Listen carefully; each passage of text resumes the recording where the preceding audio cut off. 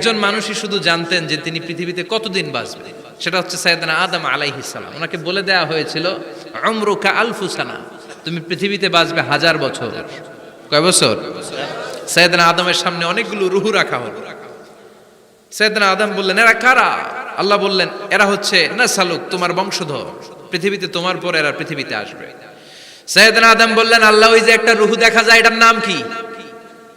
আল্লাহ বললেন, হাদা ইবনুকা দাউদ, এটা তোমার ছেলে দাউদ, সে দুনিয়াতে নবী হয়ে আসবে, তার ছেলে সুলাইমানও নবী হয়ে আসবে।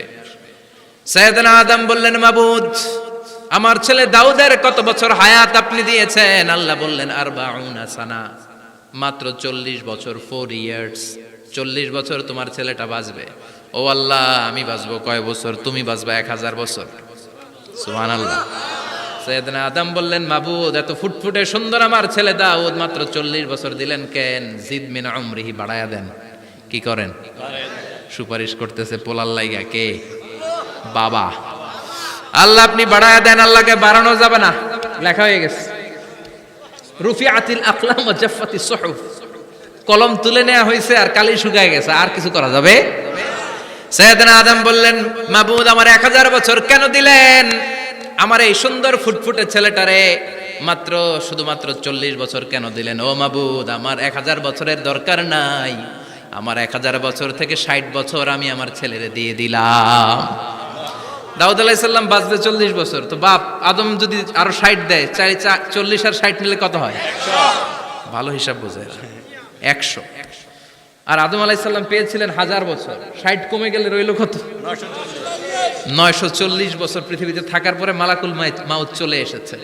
কারণ এটা on time, the death will come on time, it never late, কখনো দেরি হয় না।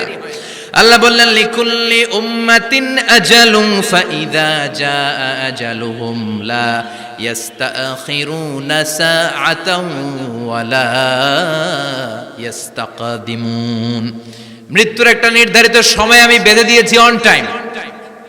অন টাইমেই চলে আসে, 1 সেকেন্ড আগেও আসবে না, 1 সেকেন্ড পরেও আসবে না।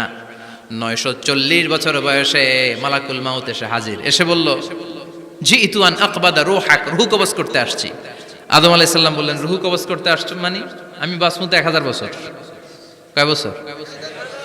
মালাকুল মাউত বললেন, না না, ওই যে আগের কথা স্মরণ করেন, আপনি 60 বছর দিয়া দিছিলেন। কয় না, আমি দেই নাই, আমি আরো বাঁচুম, আরো 60 বছর পাওনা আছি, আমি দেই নাই। মালাকুল মাউত বললেন, আপনি দিয়েছেন? আদম বলে, দেই নাই। মালাকুল মাউত বলে, আল্লাহ ঘটনা দেখেন, দিয়া কয় দেই নাই। আল্লাহ কয়, থাক, কথা কইস না, আয়া পড়। সুবহানাল্লাহ পড়েন। নাসিয়া আদম ফানাসিয়া বানু, ভুলে গেছেন উনি। আমরা ভুলে যাই, আমরা খেয়ে বলছি খাই নাই, নিছিলাম পকেটে, কয় নেই নাই। এরকম ডাকাইত আছে না নাই? নাসিয়া আদম ফানাসিয়া বানু, বিশ্বনবী বললেন, আদম ভুলেছে তো তার সন্তানরাও ভুলে যায়। জাহাদা আদম ফাজাহাদা যুররিয়াতু, আদম অস্বীকার করেছে, তার সন্তানরাও অস্বীকার করে। সেদিন থেকে আল কিতাব ওয়া শুহুদ, মানে লিখে রাখার সিস্টেম আর সাক্ষীর সিস্টেম চালু হয়েছে। সুবহানাল্লাহ পড়েন। সুবহানাল্লাহ। 940 বছর বয়সে মালাকুল মাউত এসে আদম আলাইহিস সালামের রূহ নিতে পারে নাই। উনি 1000 বছর যখন হয়েছে তখন এসে সাইয়েদনা আদম আলাইহিস সালামের রূহ কবজ করেছে।